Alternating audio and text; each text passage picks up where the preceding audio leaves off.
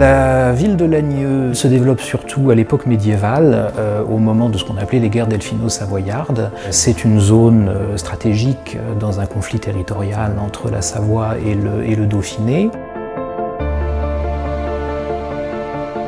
C'est vraiment une ville médiévale avec des rues assez tortueuses, emprisonnée dans une enceinte qui semble construite aux alentours de 1377. Une enceinte assez importante avec une dizaine de tours dont il reste quelques vestiges.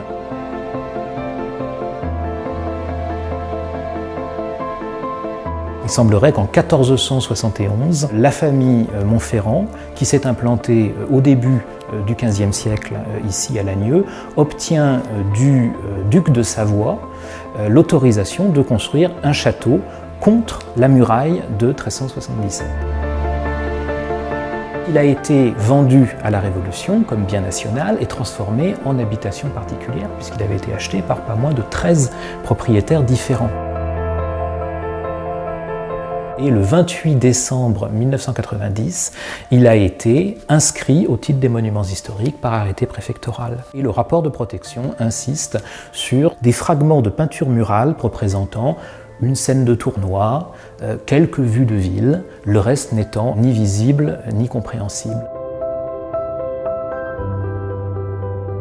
On a toujours su qu'il y avait des peintures, mais on n'en voyait que très peu, puisque c'était très dégradé. C'était une pièce qui était constamment fermée, qui servait de débarras, donc personne ne connaissait vraiment l'existence de ces peintures, à part les vieilles familles de Lagneux.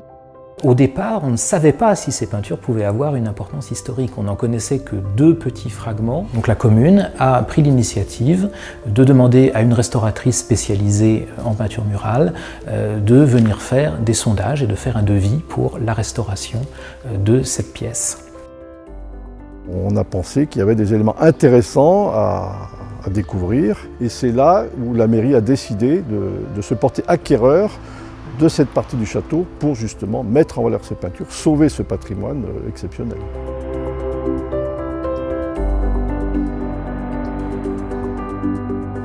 Ce décor était recouvert par 2 couches de badigeon. Donc tout ça, je l'enlève pour revenir sur la couche d'origine du décor.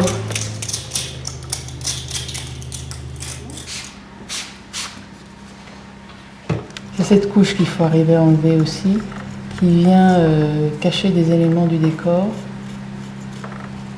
On doit aller très délicatement pour garder le maximum de la polychromie originale. Il y avait énormément de trous. Tous les trous que vous voyez là, c'est des clous.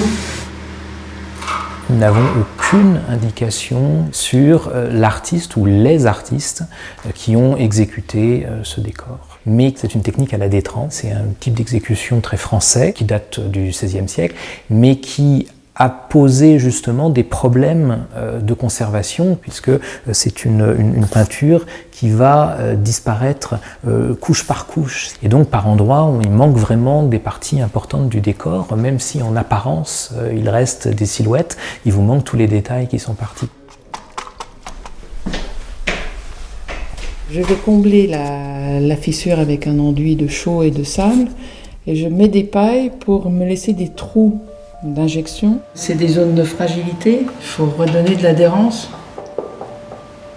Une fois le dégagement effectué par la restauratrice, nous nous sommes trouvés face à 2 grands ensembles décoratifs. Des scènes assez archaïques dans leurs dessins sur les murs nord et sud, représentant essentiellement des combats, un personnage tuant des lions, et puis sur les murs est et ouest, des scènes plutôt liées à l'univers courtois, à l'univers seigneurial. Et il y a cette allégorie de la tempérance ou de la chasteté qui est généralement associée à un mariage. C'est des sels minéraux qui apparaissent en surface, comme dans la grotte. Donc je vais essayer de les extraire en appliquant des compresses de papier à l'eau déminéralisée. Ça va pomper un peu le mur et faire venir à la surface ces sels qui vont adhérer au papier. Nous savons que nous sommes à l'étage noble, nous sommes dans un espace indéniablement seigneurial et qui est destiné à être fréquenté et à être vu. De par la technique qui a été utilisée et de par les costumes les plus contemporains dans certaines scènes, on peut inférer que le décor a été exécuté dans la seconde moitié du XVIe siècle, approximativement sous les règnes d'Henri II ou d'Henri III. Est-ce qu'on pouvait comprendre pourquoi il y avait des scènes aussi différentes et est-ce que ça véhiculait un message? Et deuxième question, est-ce que l'artiste avait utilisé des modèles et si oui, lesquels?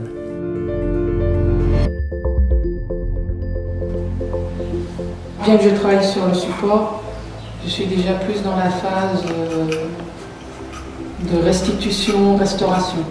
On voit bien que j'ai fait le petit rebouchage avant avec un petit enduit de sable et de chaux aérienne et que le grain est trop gros. Donc mon enduit de finition vient finir. Il faut tenir compte sans cesse de la finalité du travail qui est de donner à voir une composition artistique, une représentation qui a été réfléchie, construite. Il y a des indices dans ces représentations. Il y a notamment ce qu'on appelle des phylactères, c'est-à-dire des bandeaux sur lesquels sont écrits des mots en caractère gothique. Et la restauration pouvait permettre de rendre ces phylactères un petit peu plus lisibles. Et avec la combinaison du texte et de l'image, il devenait plus facile de chercher et surtout de trouver les sources de certaines de ces compositions.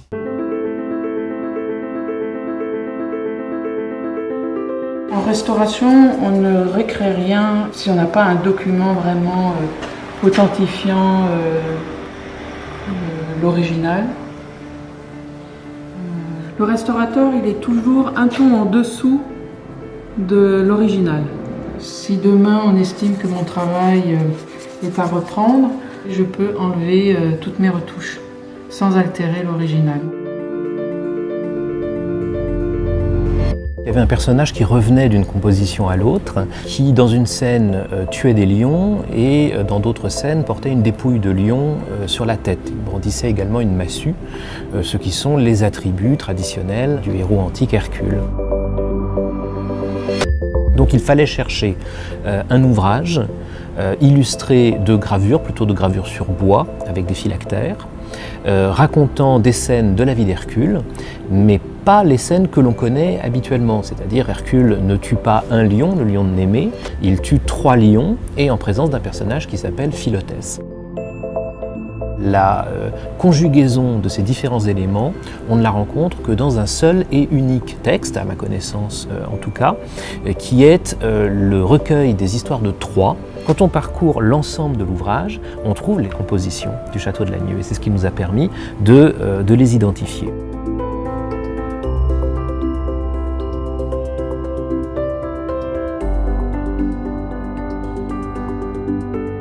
Mais pourquoi l'artiste a utilisé des scènes de la vie d'Hercule spécifiquement tirées du récit de Raoul Lefèvre, courtisan des ducs de Bourgogne? Dans un ouvrage d'Olivier de la Marche, qui était le mémorialiste de Charles le Téméraire, duc de Bourgogne, il relate le mariage de Charles le Téméraire avec Marguerite d'York, la sœur du roi d'Angleterre. Toute l'aristocratie européenne avait été invitée. On l'a appelé le mariage du siècle à l'époque. Et on sait également que 2 frères de la famille de Montferrand, Antoine et Jean de Montferrand, étaient respectivement conseillers du duc de Bourgogne et du roi de France à la même époque, dans les années 1460. Ce mariage est célébré à Bruges, on donne un tournoi qui dure plusieurs jours, le pas de l'Arbre d'Or, c'est-à-dire le tournoi de l'Arbre d'Or. Et à Lagnieu, on identifie, notamment sur la place d'une ville, un arbre qui porte des fruits dorés. Et grâce à Olivier de la Marche, on sait que le soir, lors des banquets, on représentait des mimodrames, donc des scènes théâtrales, tirées de la vie d'Hercule, d'après le texte de Raoul Lefèvre. Et grâce à la correspondance d'Olivier de la Marche, on sait que la famille de Montferrand avait été invitée à ce mariage en 1468 à Bruges. Il y avait des membres de la famille de Montferrand.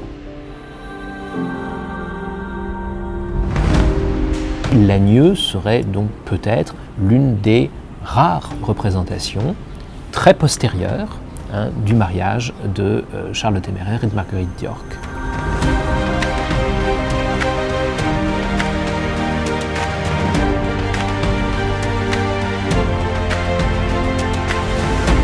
Donc ça fait de ce décor quelque chose de tout à fait unique dans le département de l'Ain et de tout à fait remarquable même à l'échelle de la région Auvergne-Rhône-Alpes.